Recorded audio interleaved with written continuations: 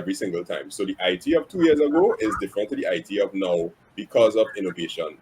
So, example, when I studied in UTT and graduated in like 2016 with computer engineering, I knew how to build computers and I knew how to put a whole computer together. But I don't do that anymore because building a computer is cake. Anybody could go on YouTube, watch the parts list, buy the parts, and follow the video on YouTube. But YouTube wasn't there when I was learning. So now the opportunity to put up your video on YouTube and get somebody to follow your build guide and use affiliate links when they buy it. So they click on the affiliate link and you get the money as a commission because they bought it because they looked at you. That wasn't a business, but it is one now. And I think that because things change so much, IT will always like go up. So I learned how to build a computer, and because I know how to put things together, I was able to put this together. And now I could teach children how to build robots. So the opportunity to create a class for children to learn robotics was something that you could only do in MIT. But now I could do that because the possibilities have always been rolling over and they always get better. So IT will never get saturated, in my opinion. Never, ever, ever. We just have to have the mindset of, as Mr. Ragoonath was saying, to be flexible and see where it's going and put yourself in a position to be able to meet the ball where it's going to be. Because Daniel, let's talk about football. Don't ever stand up and expect the ball to come to you. Run where the ball is going to be and you will score. You will score. Nice. I don't want these guys to start to talk about football and saying and Messi and PSG. I don't know. Let's not go there. But my mind is a little blown by that statement because I was one of the people that felt like IT just real saturated and it just is a cutthroat industry. So, but really think about it. Thinking about it as an industry that is about innovation, then really and truly the possibilities are endless. So, really, thank you for that. Yes, Daniel, we come to you there. We come to you there. All right. So, my question, producing music is something that a lot of young people may be attracted to, even being an artist. Not just production, but being an artist and getting into the music industry. So, what are some things to discover, to consider if one is going into this area? So let's say you want to get into production. What is something that you should keep in mind as you do that? Wow, I feel like that question is broad. Based on that question, boy, woof. There's so many things I would say you need to keep into consideration. First and foremost, I'll start with let's just say humanity, and I'll explain why I said that. Like, what I've come to appreciate is people will have $10, and out of that $10, they may still set aside money for entertainment. Like, I will never understand it. Like, and we see it for carnival. Sometimes people end the carnival season and they have no money because they spend all their money on the costume. You know, you see it with people who don't have that much money in their account, but they refuse to discontinue their Netflix, right? Again, it's just something about human nature, and people they run behind the thing of entertainment and music and stuff like that. You know, it's intricately tied to how people feel. You know, and from that now, let me start with the things that are free, right? Things that you should consider. In terms of production, what you want to contribute to is the way that people feel.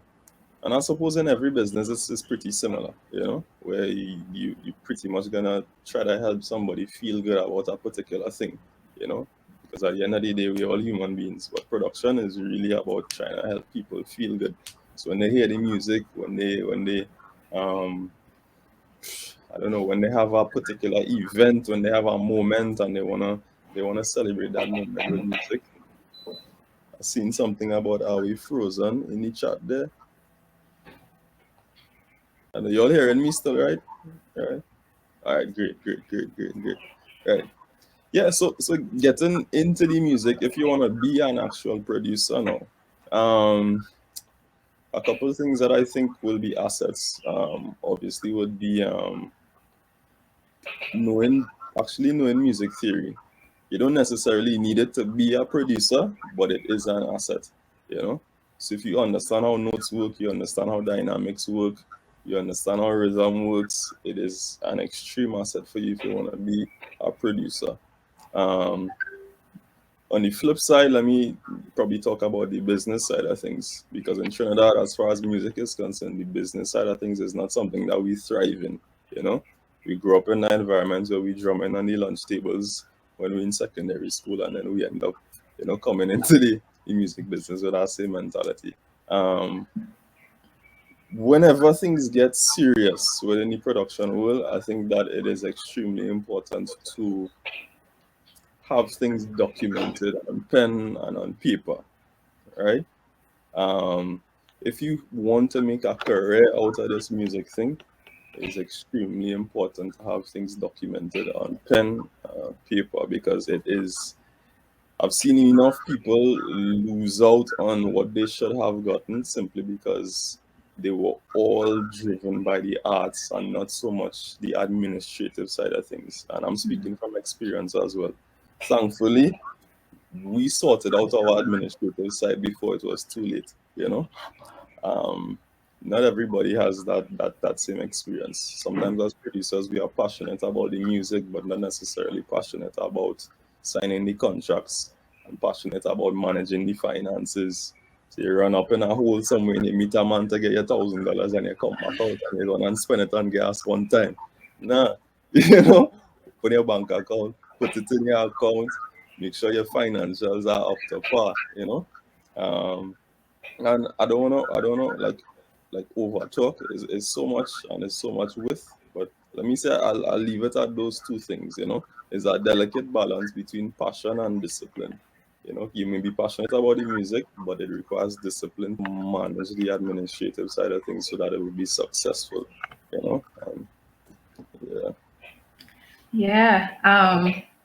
You know, one thing that I am starting to realize in my journey, in my career, is that no matter what you choose to do, what area you choose to do as your career, as the thing that you love and that the thing that will feed your family, there is an administrative aspect to it, no matter what it is. And that administrative aspect, sometimes, if not handled with care, can take all the fun out of what you're doing. So it's good to be prepared. It's good to take in front before, you know, you are surprised by what's happening. No, it's not. Paperwork is definitely not fun. I don't like it. So one thing I wanted to ask Kareem though is, okay, so let's say you don't choose to go the route of doing your degree. As Christopher said, you don't necessarily need a degree to start certain businesses and so on. Or you do, and you do go to CTS College and you get your degree in business management or in IT or wherever, but you're about to start a business. What do I need a lot of money to start this business? All right, that's a great question.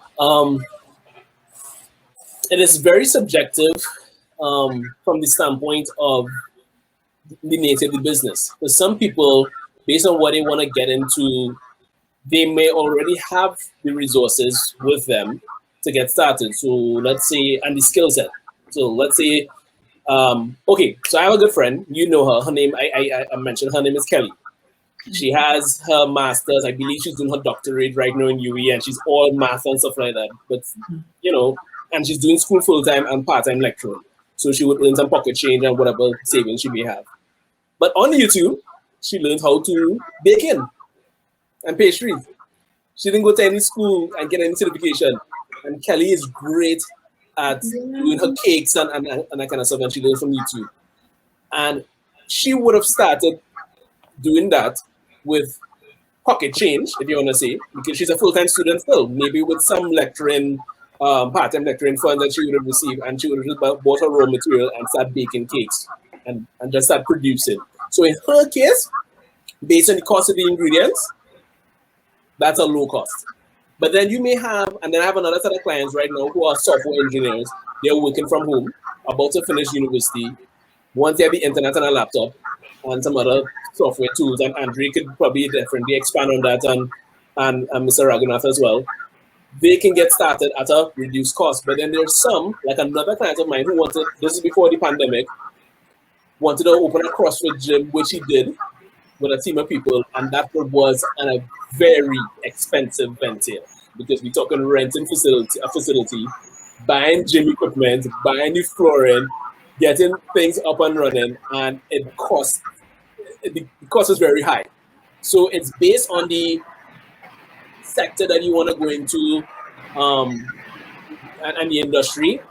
And that's why it's one point I mentioned. You have to really count the cost and evaluate how you can really do this. For some people, and I'm being very real here, in the US and in North America, they call it the gig economy, where some of them are working out 9 to 5, but in the evenings they're doing their business as a side hustle, because their 9 to 5 salary is paying or contributing to the investment startup of their business until they can pay themselves fully in that regard. Not everybody can walk away from a 9 to 5 and start immediately because of their financial situation. So in some cases, they have to do both until it's sustainable. And it's really subjective to what area you're going into. If it is you're fortunate, another client of mine indirectly, he owns a food and beverage business on Arapita Avenue. Unfortunately for him, he got investment capital, not only to get started, but to expand his business. Because this person who's investing in the business actually is vested and actually is interested and for him in getting into business and getting off the ground and doing well and that kind of stuff, So it's not the same for everybody. It's based on their stage of life. It's based on the network connections, as Daniel would have mentioned, or Christopher. You may need to reach out to people for assistance in that regard, build your network as well, and know where you are. One of the things that I want to mention that Mr. Ragoonath did share, and I just want to expand on it, is that when you know your purpose, that will translate into your profession and to your passion. And so that when you're getting started off, whether you have little money or you have a large source of funds, once you have that purpose, you can move your way forward. Nice. Andre is asking a question here. Would you recommend small business loans, like loans from Netco and so on? Yes. Just really fine print. I will say that. And that's one of the points I want to see as well collectively, in addition to that. How I operate with my clients is that even though I'm doing the work for them, so if Daniel was to come to me and say, Kareem, manage my business for me or whatever, I would do it for you, but then I would sit down with Daniel and explain everything and show everything. That's how I operate. I don't want to put a sheet over your head and make you sign something you don't know. I actually walk through it. So whether you care about administrative stuff or not, I still show you. That's how I operate. It's the same thing with Netco, that they provide funding. But if you look carefully, because of their recent restructuring, and I say recent in the last 5-6 years, they only fund certain industries now. They don't do for everybody. Another challenge is that at one point, years ago, apparently they used to do a moratorium, meaning to say that they would give you a minimum of 6 months grace before you start repaying anything. Now they've changed it to 3 months. The other thing I want to say as well, that, and that's my challenge a little bit with Netco to some degree, and an organization like Netco, where due to the nature of your business, you may not even start to generate your income within the first month of receiving the funds. Due to what you need, the equipment or resources you need, you have to bring in equipment, etc., or get a space outfitted, and you may not, unfortunately, get to start your operations in the same timeline as the loan payments. So if Netco is giving you a 3 months moratorium, you may not really start business operations until month 4. I just use that as an example, or month 6, based on how things go. So that's my only challenge. That yeah, I may receive funding from them. Yes, I may receive 3 months grace period of no payments, repayments, or anything like that. But if my business is not off the ground from month 4, whether I'm making money or not, I have to start repaying Netco or start repaying banks. And that's a challenge where you need to ask the hard questions. You need to read your fine print and determine if facilities like this is suitable for you or not. One of the things that I will say that is in existence now for small businesses, especially they have the books in order, the financials, etc., is that the government with the banks would have produced the loan opportunity, the small business loan opportunity, that where the government is guaranteeing 75% of the funding. Businesses, I believe, I could be wrong, I'll double check it, don't have to pay back for the first 2 or 3 years any repayments, and the government is also paying the interest to the banks. Now that is a loan facility because of what has happened with the pandemic, where income is not coming in, small businesses still have to pay rent, right? That was the case with my landlord, my clients with the same gym, where the landlords gave them the moratorium of not paying rent, but at one point, rent was still due. It was still owed, and they still had to pay, even though the gym was closed for months on end. And unfortunately, they had to wrap up business because of that. But the point is that this facility is in existence, but you need to have your business in order in terms of the administrative, your legal, your financial stuff in place, because that's one reason why a lot of them are not accessing it. They don't have their house in order. They don't have their financials in order. They don't have their legal stuff in order, the tax stuff in order. And right now, with the tax amnesty and the legal amnesty in place, now is the opportunity to get things restructured, clean up, get it stuff in order, so that when things get better, you can move forward. But even before things get better, you just want to move forward in a healthy manner. Very nice. I want to thank you for that, because that was beneficial to me as well. A little bit of housekeeping before we continue. Remember, we have our quiz on the side of the chat. You will see Kahoot, and the game pin is here. For those who want to participate in the quiz, you have a chance to win prizes. Now, as we're talking about the prizes, we want to remind you that you have the opportunity to win $1,000 off of your course at CTS College. So do answer those questions and get your name at the top of the leaderboard. And we also have some graphic design software to give away.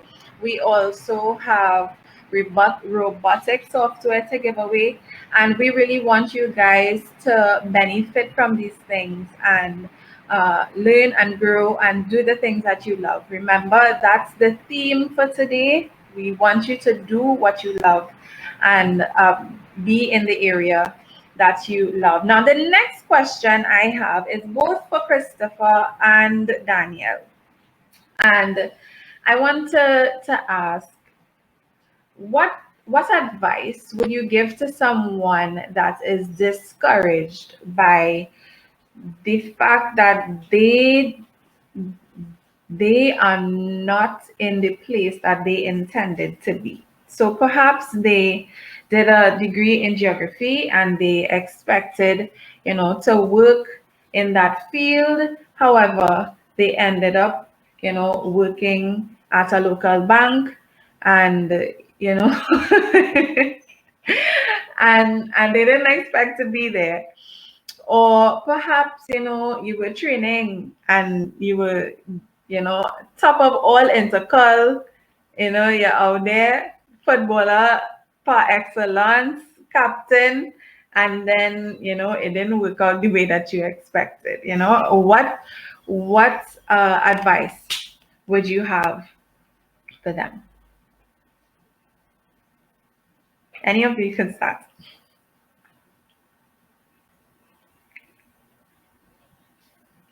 They're playing shy. I see Daniel, you passed the baton to me there. I hope the rain is not disrupting the sound quality. Y'all hear me fine? All right.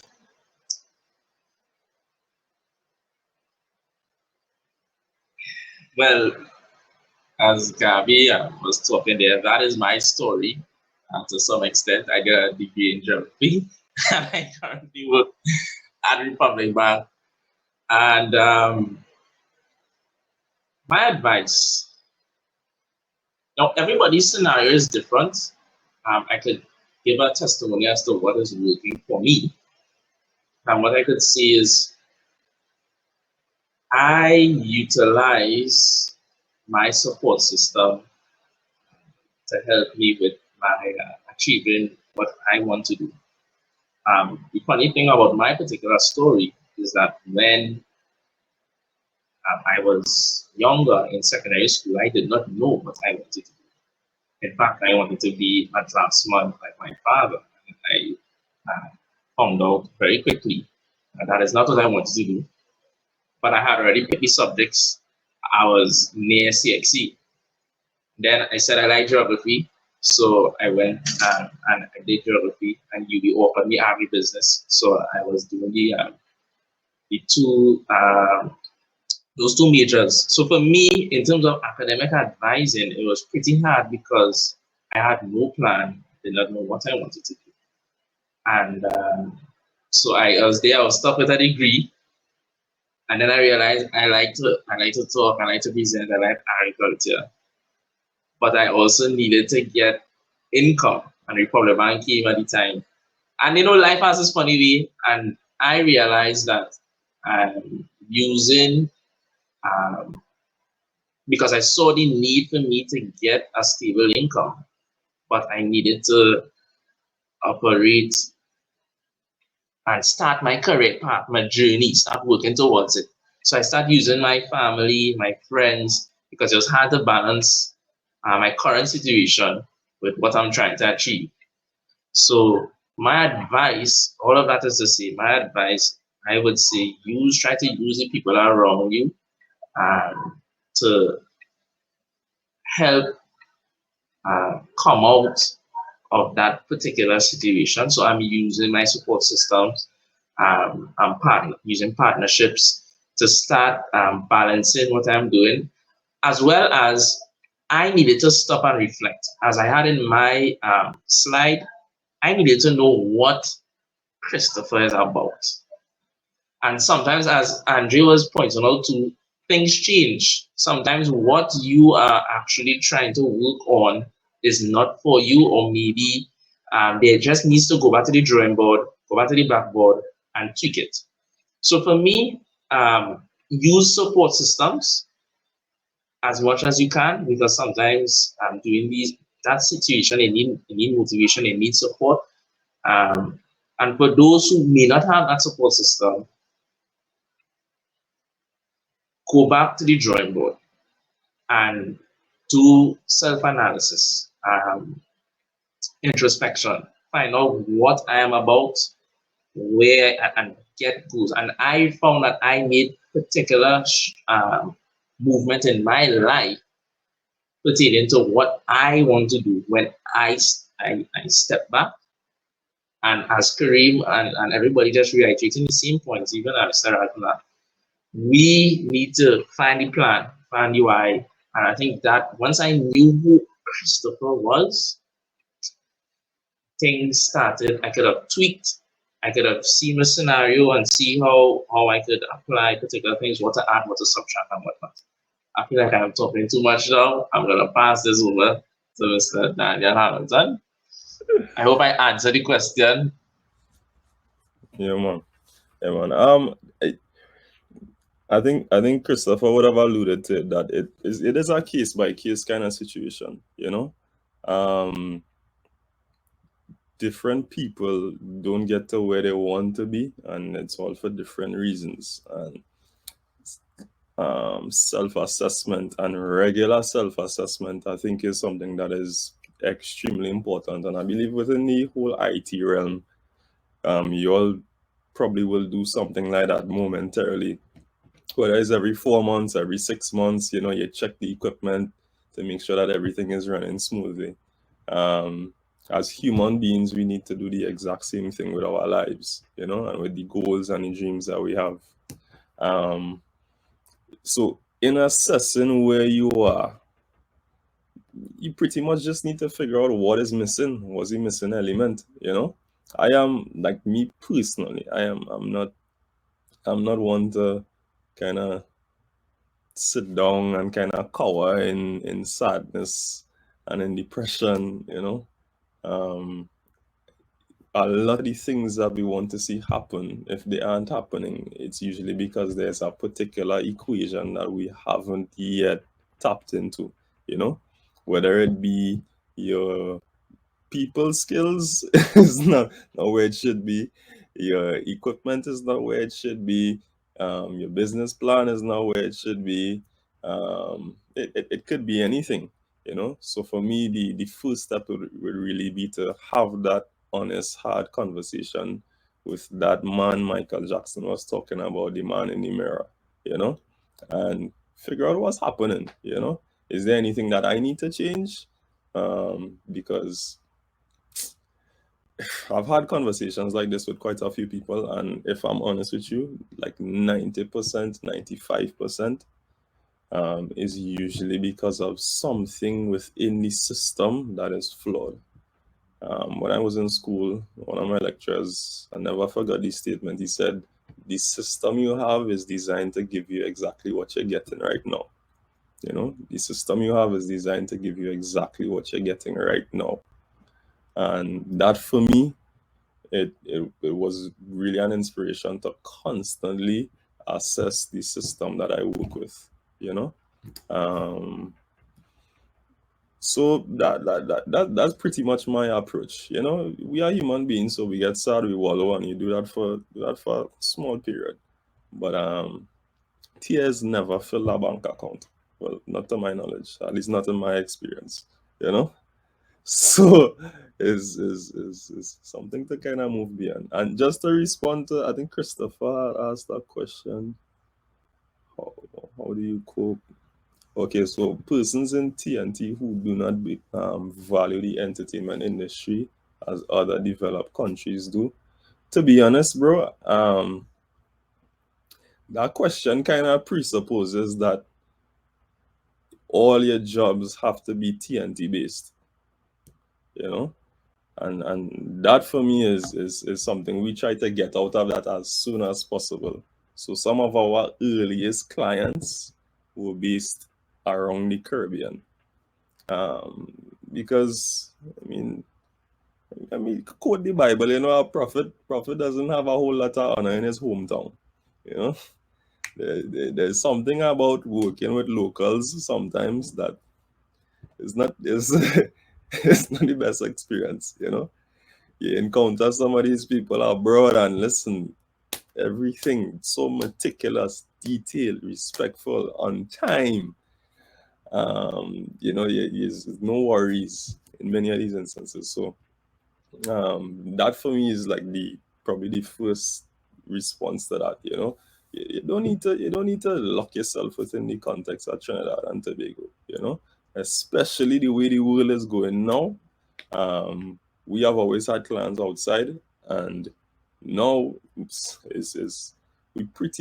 we are right, because we still have clients around the globe, and every country hasn't experienced the pandemic the same way, you know. And we give God thanks for that, right? In addition to that, in some instances, there is a phrase that people use: you need to pick your poison, you know, pick your poison. In some instances, and I've shared with somebody recently, sometimes you need to sacrifice the 10 headache clients in order to work with the 5 that don't give you any headache.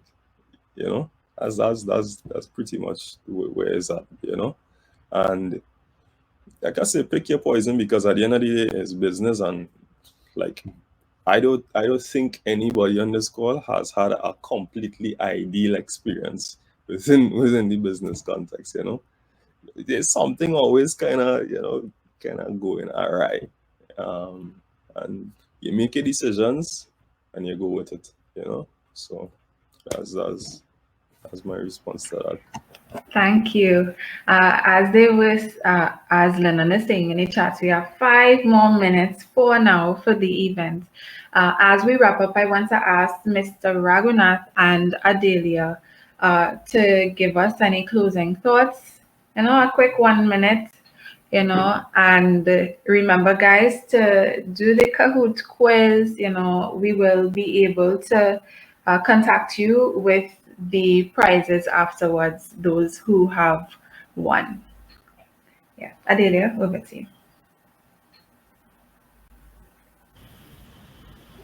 Yes, so it's in my field. I'll leave you with these few words. Y'all hear me clearly, right? Yeah. So creating is something we are born with, and design is about using creativity to communicate visually. So everyone is really a designer, and tap into that angle, and you never know where it can lead you to. Thank you. Yes, guys, I've thoroughly enjoyed this.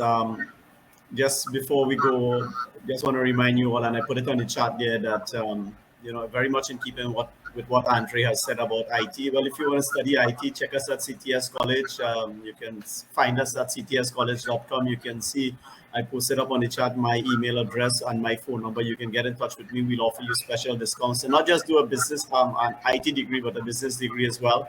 And we have a lot of short courses. And just remember this: do what you love and love what you do. Keep a flexible mindset and be ready to pivot. Where you've started is not necessarily where you will end. And trust in the Lord and let Him lead you. Cheers. Thanks very much. And I want to say thanks again to all the participants and speakers that came today. I really, really enjoyed this time. Remember, guys, each business represented here, their logos, their pages, their handles are all included on the event page. In the booth area, you will get linked directly to Adalia's website. You'll link directly to CTS College's website to get more information. And they're putting their handles and their information in the chat as well. So, don't miss out on the opportunity, and you should be able to access it even after the event is finished. Yeah, so prize winners, you will get your emails. I see some names going up there, but we have 2 more minutes, so I'll give you guys some time. And yes, thanks so much for this opportunity. I really, really, really enjoyed this time. And as we go, I want to leave you with the same video that we saw before from Steve Jobs that was really encouraging us. Listen, love what you do. Thanks again to all the speakers. I was lucky. I found what I love.